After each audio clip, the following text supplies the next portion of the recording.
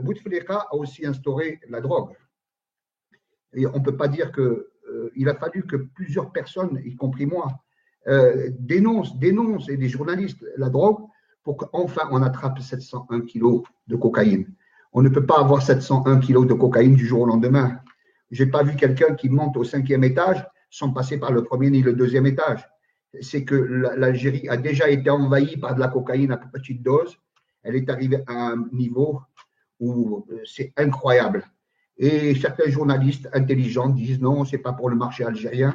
Ce sont devenus des prophètes pour dire que les gens ramènent 701 kilos en Algérie pour le réexporter à l'étranger.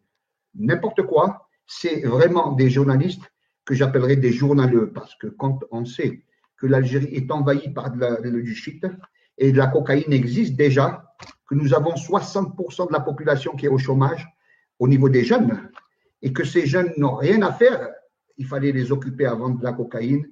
Alors celui qui a dit que nous n'avons pas assez de bras pour vendre ces 701 kilos de cocaïne, je leur dirais, vous pouvez emmener encore des centaines et des centaines de kilos avec toute la population qui est actuellement sans emploi, et au lieu de voler, il vaut mieux vendre de la cocaïne. Bouteflika a humilié le peuple, il a humilié le peuple et il a même créé la prostitution. Et nous avons un problème que personne ne dit en Algérie, c'est cette prostitution. Une chercheuse anthropologue qui s'appelle Keltouma Akis, qui est au Centre d'action sociale et culturelle d'Oran, le CRASC, a fait une étude approfondie et a conclu qu'il y avait en Algérie 1,1 million de prostituées. Et d'autres que j'ai suivis ont même été jusqu'à 2 millions de prostituées. Si l'on calcule que 2 millions de prostituées, c'est l'équivalent d'une prostituée pour 20 familles, vous allez voir où l'humiliation de Bouteflika est arrivée. Et le comble, c'est que ces prostituées ne sont pas prostituées pour le plaisir, c'est parce qu'en Algérie, au lieu de donner de l'argent aux familles qui sont pauvres, comme le fait en France le RMI, le RSA, etc., les milliards de dollars partent à l'étranger sur les poches des milliardaires qui se tapent du jet ski, des jets privés, des Porsche, des Ferrari, des Mercedes, qui font les courses le matin à Paris et reviennent le soir à Alger, alors que des familles qui n'ont rien à manger.